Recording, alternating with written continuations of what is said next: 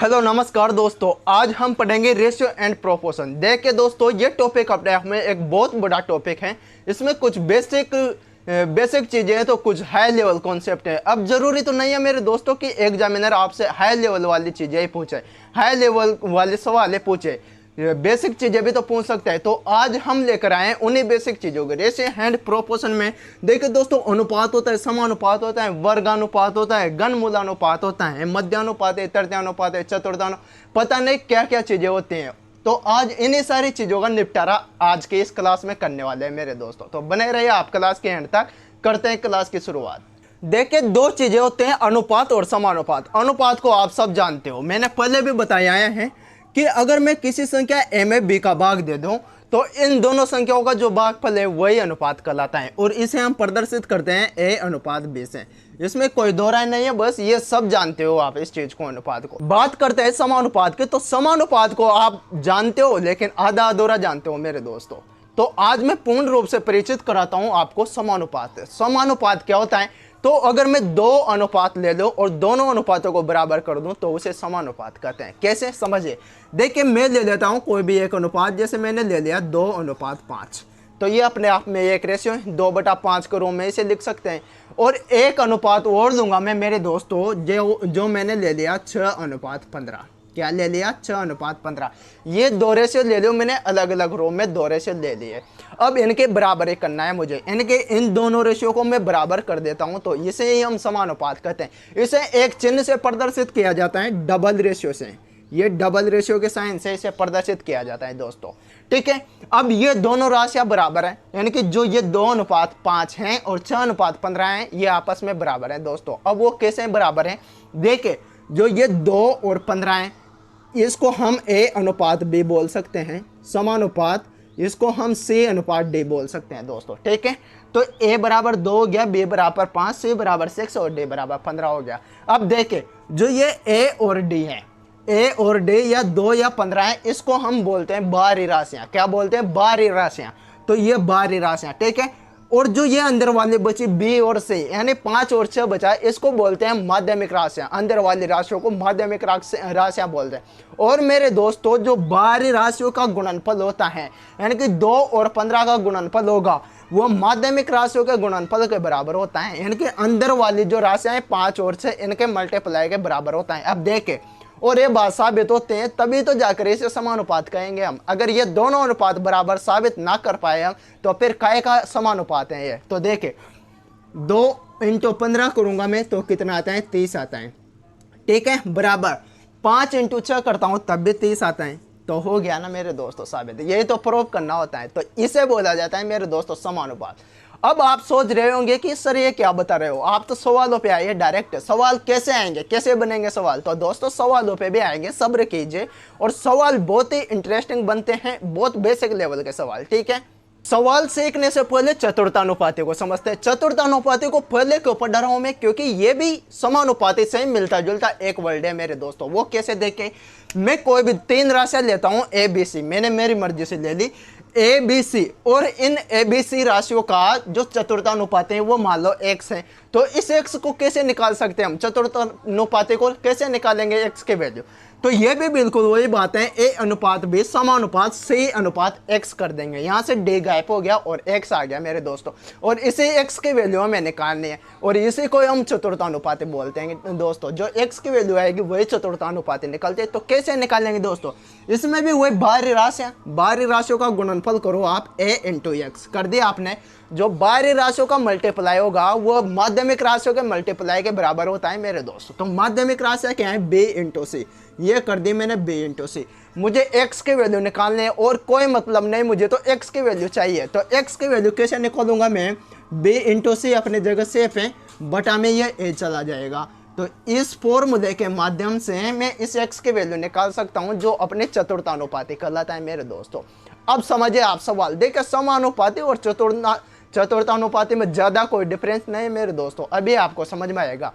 चतुर्थानुपाती में हमें छोटी वैल्यू निकालने पड़ेगी, जो d दिया हुआ होता है उसी के वैल्यू निकालने पड़ते हैं। लेकिन समानुपाती में सवाल यहाँ से कोई ये बी को गायब कर देगा, यहाँ पर एक्स बैठा देगा, यहाँ सी को गायब कर देगा, यहाँ पर एक्स बैठा देगा और उसी एक्स की वैल्यू पूछेगा आपसे। ये होता है समानुपाती। अब देखिए करते हैं सवालों की बात। इन दोनों सवालों में कोई डिफरेंस नहीं है मेरे दोस्तों, फिर भी आपको मैं बता दूं ये सवाल चतुर्थानुपाती का है, जबकि ये वाला सवाल समानुपाती का है मेरे दोस्तों। अब निकालते हैं चतुर्थानुपाती और समानुपाती। देखिए मैंने बताया आपको कि ए अनुपात बी समानुपात से अनुपात एक्स, यह कर दिया। एक्स की वैल्यू निकालना है, चतुर्थानुपाती कहलाता है, ठीक है। एक्स की वैल्यू निकालने है, तो एक्स की वैल्यू निकालने के लिए मुझे बाहरी राशियों का मल्टीप्लाई करना होता है। तो ये ए तो कहाँ चला जाता है दोस्तों, बटे में, जबकि जो माध्यमिक राशियों का मल्टीप्लाई होता है वो ऊपर आ जाता है। तो माध्यमिक राशियों का मल्टीप्लाई कितना होगा, माध्यमिक राशियाँ कितने मेरे पास 9 और 12, ये है बी और सी की वैल्यू। डी तो है ही नहीं, डी तो निकालना है हमें।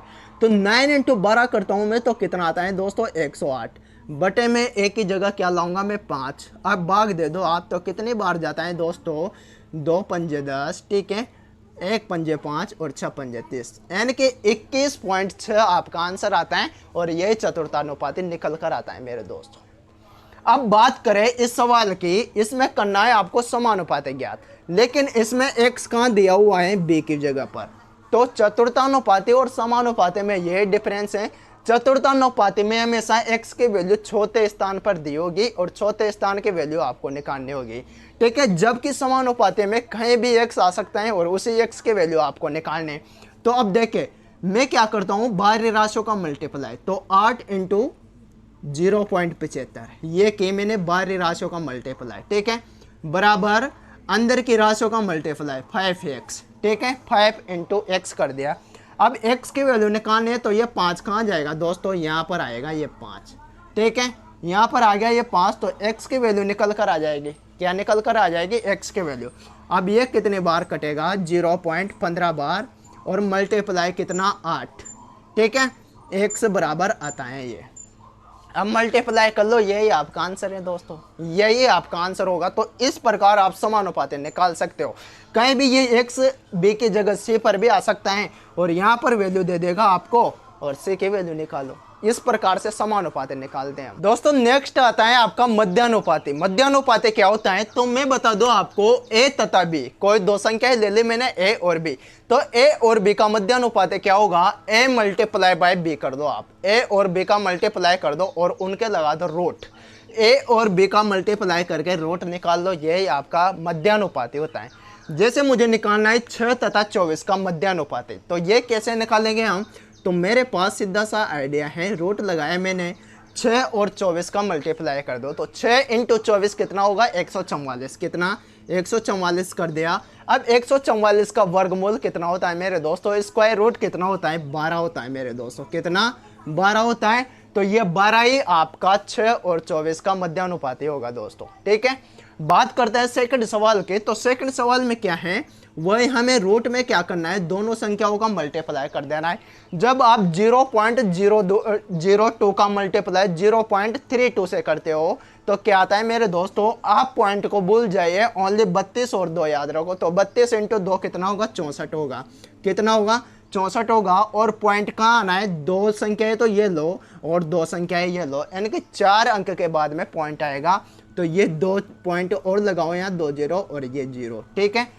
अब बात करें जब वर्गमूल निकालना होता है हमें, तो पॉइंट के बाद जब 4 संख्याएं हो तो उनके आधे रह जाते हैं, यानी कि 2 अंक के बाद में पॉइंट लगता है दोस्तों, ठीक है। तो 64 का वर्गमूल तो कितना होता है 8 होता है, लेकिन हमें पॉइंट भी लगाना पड़ेगा क्योंकि ये एक पूर्ण संख्या नहीं है। जब डेसिमल में दे रखी हो तो यहाँ पर 0 लगा दो और पॉइंट, यानी कि 0.08 आपका करेक्ट आंसर होगा दोस्तों, ठीक है। तो इस प्रकार आप मध्यानुपाती निकाल सकते हो।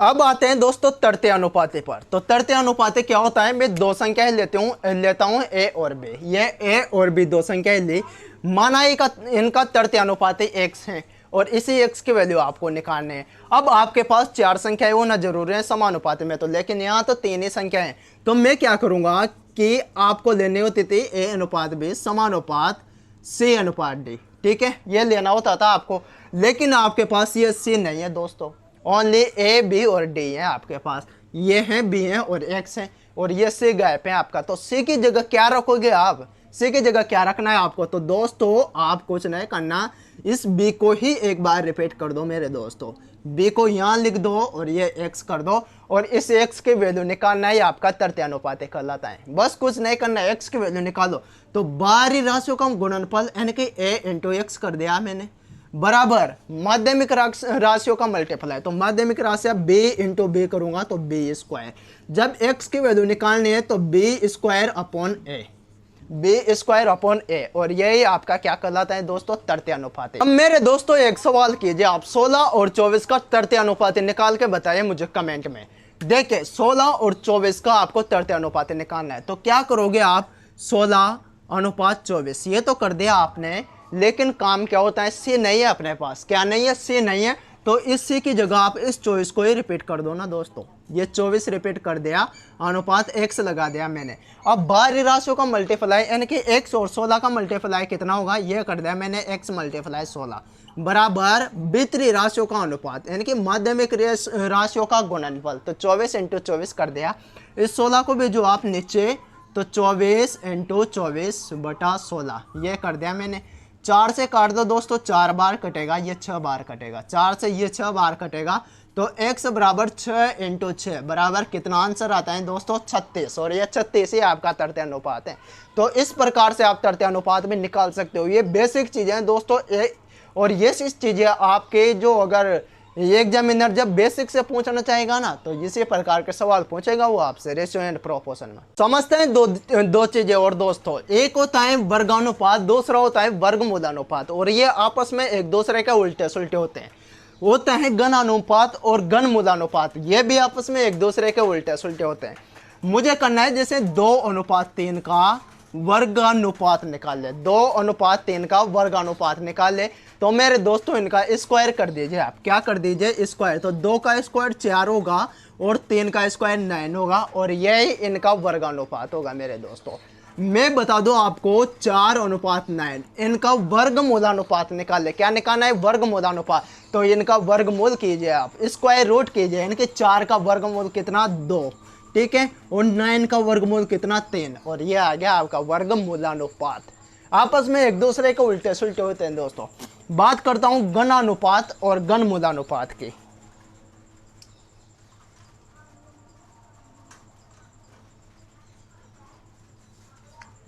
बात करता है घनानुपात और घनमूलानुपात के दोस्तों, तो देखिए मैं लिखता हूं 5:, जैसे मैं लेता हूं 2:5 ले लेता हूं, 2:5 का घनानुपात बताइए, तो मुझे क्या करना है, 2 का घन और 5 का घन कर दो आप, तो 2 का घन कितना होता है दोस्तों 8 होता है, और 5 का घन कितना होता है 125 होता है दोस्तों, और ये आ गया आपका घनानुपात।